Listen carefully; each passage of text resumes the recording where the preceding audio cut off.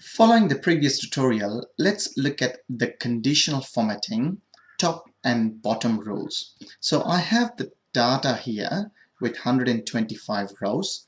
So I want to see the top 10 items.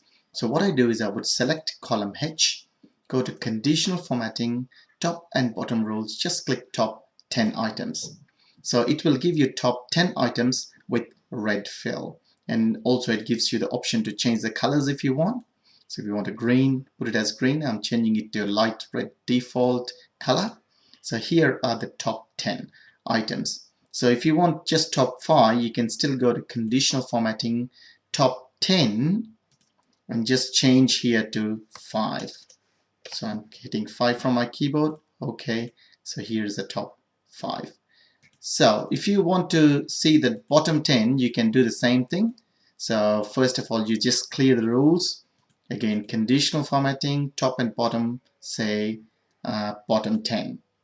So you can have bottom 10 and say OK.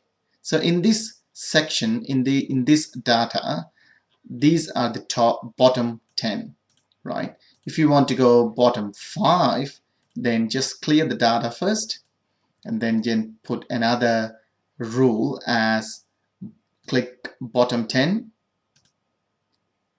Sorry, just click top bottom 10 items, not the percentage items, and change it to 5 or even 2 if you want 2. So in this entire data, $25.50 and $25.50. So these are the bottom 2 items in this section.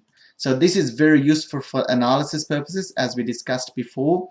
So top 10, bottom 10 items, and then above average. If you notice, as soon as I select this data, this gives me the average here, 1332. The count is 114 in the total. So when I click above average, it will show me everything above this $1,332, right? So that's above average. So these are the above average items. So it's a good idea to clear every time you put a new rule in, and then put the rule as above average. So this will give me everything above average. So as discussed, this is very powerful tool when you're doing big data for analysis purposes.